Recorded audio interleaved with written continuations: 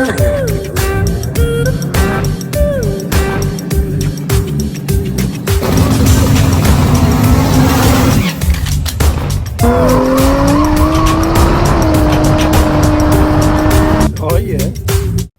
to VWDRC TV. It is the start of the 2022 season. Upcoming now is qualifying round number 1 for Festival of Power. This is VW Pro. First pair, James Hodson and Phil Blogg. Phil Blogg with the deck collector caddy, James Hodson with the Golf. Dial-ins, 10.20 for James, Phil 12.01.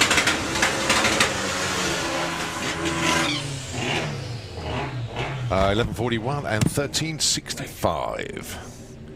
Next up, Carl Goldsmith with the Cloudmaker Golf and Graham Fairhead with the Misfit, the Type 3. Carl looking for a 10.50, Graham looking for an 11. Now, if it's your first visit to Santa Pod Raceway, well, thank you for joining us. If you're wondering what the numbers on the boards mean, in qualifying they both leave the line at the same time, and the idea being is you run as close to that number as possible. But when it comes to eliminations, if these two cars were lined up and they stuck with those same two dial-ins, the car that dials in 11 would get half a second head start against the car that dials in 10.5. The idea being the winner is the first person to cross the finish line not going quicker than their dialing. And that's where reaction times become quite important, because if you get really good reaction time, you can get to the finish line first, look around, and maybe the other car's not near you, so you can back off, and that gives you less of a chance to go under your dialing time. In other words, it prevents you from breaking out. If you both leave the line at the same time, then it's who's the bravest at the finish line, and you'll see races decided by millimetres at the finish line. It'll all become clear when we do eliminations. Next up, it's Lee Caudry with Poppy, the Leon Cupra, in the Kestrel Beer Lane, and it's Noel Sosso with the Golf. Revolt machine, the gold-coloured Golf Mark 1. 12.10 pays 12.99. Lee's going to get to the stripe first, goes 12.40, and a 14.82 there for Noel. I've been following the progress of this van with a lot of interest, actually. First time I've actually seen it on the track, though. Been looking at it on social media, and this is not going to hang about.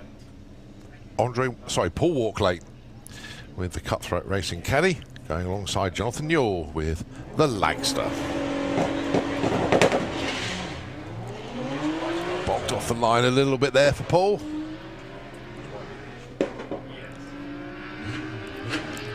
But when they got that totally sorted, that thing is going to fly. It's going to be in the 10s, definitely. But 12.85 and 13.36.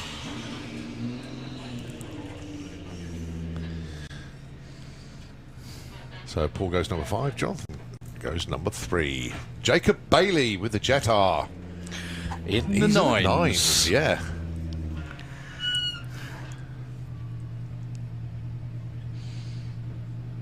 That must be so nice after all those years to be sticking a 9-second dial-in on it.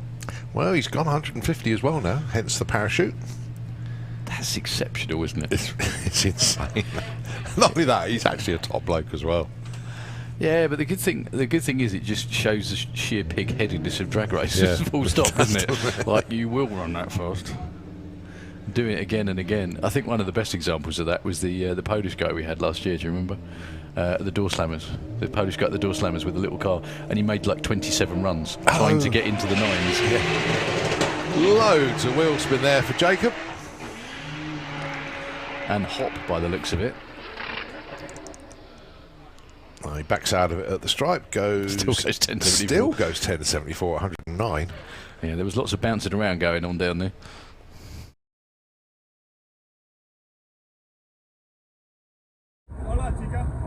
What'd you do? I've got support, look, it's over there. There's my 4th gear support. That is supposed to be my saviour. Go Jacob, go Jacob! 4th gear has left the building, we have a new 4th gear. Hi, new 4th gear. Ready to be tortured.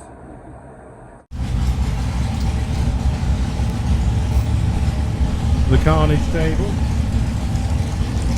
Loose on the head, courtesy of Case Racing. Miss your Moose, what are you doing? I am fixing my. It wasn't really your. Well, no, it wasn't. It happens. But I broke it. I can't blame you for as much as I want to. Well, this is true, this is true. So, torch the head. We'll be back on soon. First run go. It was alright until I wanted to get fourth gear, and then there wasn't one there.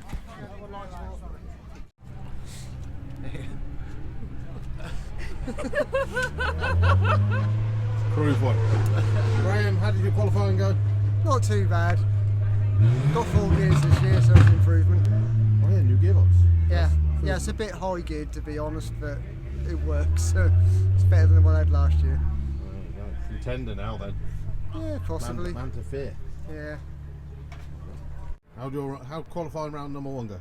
Terrible, absolutely terrible. Shocking. Why? You just went right straight away. Well, I was on the white line, wasn't I? So come out of it, then it was all shocking.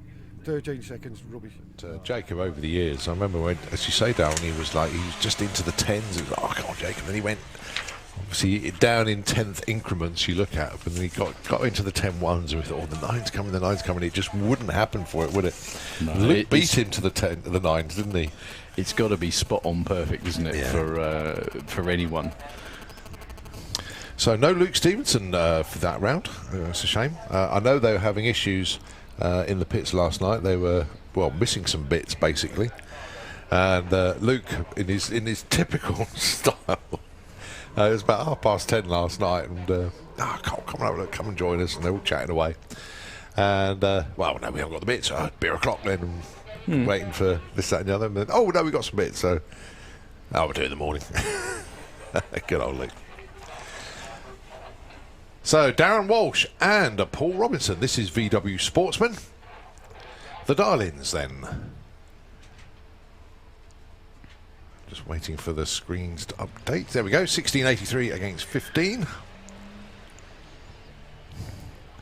Well, cherry on the tree for Darren. And a calendar reaction time for Paul. It doesn't matter in qualifying. It's all about the ET. Get as close to your dial-in as possible. 14.73. That is a big breakout there for Paul Robinson. But 17.12 is the right side for Darren.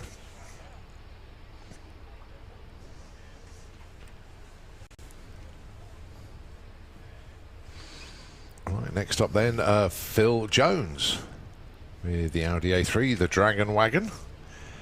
And it is Justin with not the Mark II Golf, because that's morphed itself into an Audi TT. And as Luke was saying last year, Audi TTs of that vintage have become quite cheap and affordable. So that's why you're starting to see quite a few Audi TTs appearing in VW Sportsman now. They're good fun. They're not expensive. Yeah. Hang on, I'm talking about a drag racing car here. There we go. True. But VW DRC, loads of stuff going on with the VW DRC. You need to pop by the pits. They got the new magazine that's being launched today. Loads of other things like stickers, mugs, all sorts of things. Need to pop down to VW DRC. You can't miss them in the pits. Got a big area. They got the flags up and everything. So Justin looking for 14.95. Phil looking for 15.2. 14.93, 14.98. Justin just 300ths off his dial-in, and he takes the number 1 spot there. Very nicely done indeed.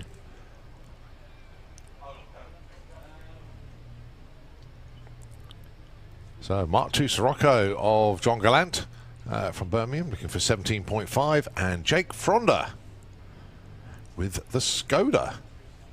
17.69. Just goes to show anything goes in the VW DRC as long it is VW heritage, if you like. So hence that's why you can run a Skoda, VW, Audi, actually Porsche, Bugatti, anything under the VW stable, or is it VW powered?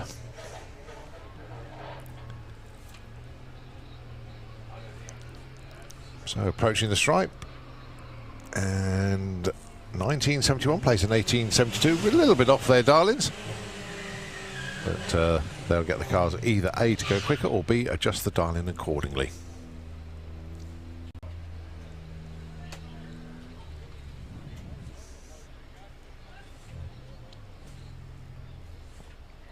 Hazel Carter with Patricia, the Passat, 14 flat. That's moving for a car like that.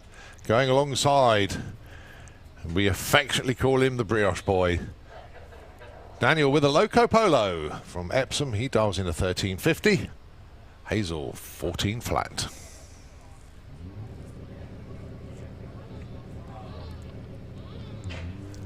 Very nice reaction time there for Daniel, a 0-2. That comes good when it gets into eliminations. Yeah, cut a good light really does give you good advantage. The numbers 1352 as well. Cuts a good light, gets a good ET. Nicely done. At 1668, 88 miles an hour in the Autoglim lane. Right, next up, Polly Judge, halfway to hell, another Audi TT. Going alongside Nigel Gregson with the Octavia, dialing in 16.10.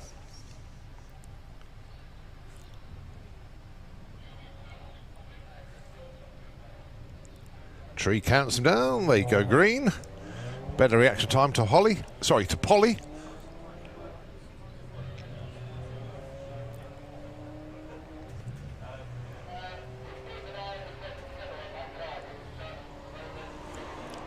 So Polly crosses the line with a 1573. That is a huge breakout, but not for Nigel Gregson. 1612 on a 1610 dial. He's 200s off, and he goes into number 1.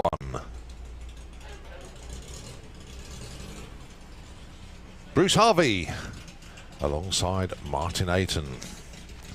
Not the two cars that we would normally see from these two drivers. Used to see Bruce Harvey with the Greenpeace Racing Golf. Well, it still is the one, but that's changed a fair bit. And Martin Ayton with the VW Polo, son of Homer's Revenge, which was, of course, a Sirocco.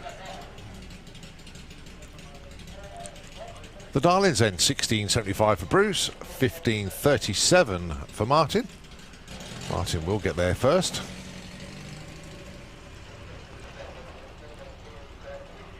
1583 and 1896. Work to do for both of those two. Morgan Wilson with a misdemeanor Havoc Beetle alongside Steve Metcalf, the Blue Steel Beetle. Look at these two cars.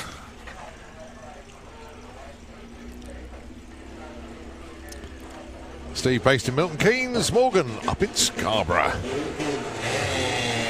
Morgan certainly wins the reaction time battle there. Spot the former junior dragster racer. 0-5 off the line.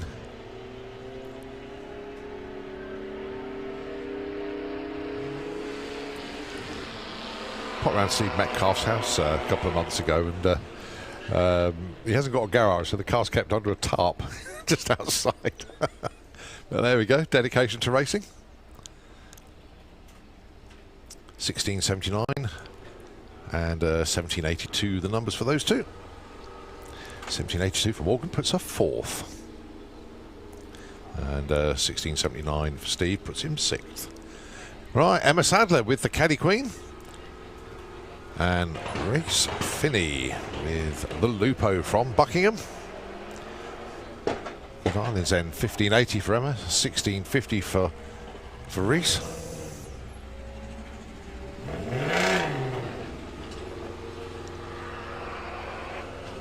(1668), 1734. They go 7th and 8th. Lady Baja, number 2 for Laurie Anslow, the Beetle, going alongside the Crawdog, John Crawford, with the Tribute Golf. He dials in 15 flat. Larry dials in 14.4.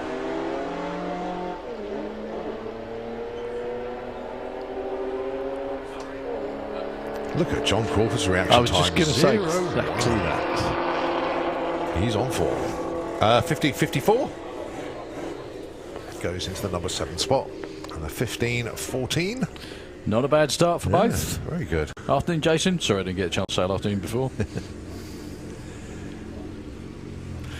So, Jerry Sadler with the Beetle looking for 16.50.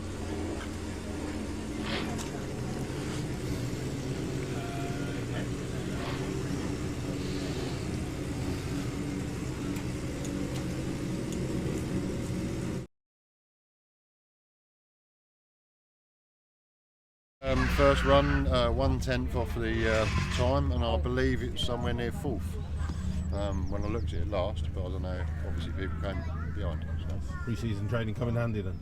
Very handy, yeah. Yeah, dialed in a 13.7, run a 13.8, a bit sticky out there, so it's a little bit slower, but so I hope to hit 13.6 tomorrow when it's all up and running. Good luck tomorrow. Thank you. First run was a shakedown run, and obviously after breaking the gearbox decided to do a gentle pass, and then yeah, done really well. Come second, I dialed in 13.50, done a 13.52. Nice. So qualified well. Yeah, qualified well.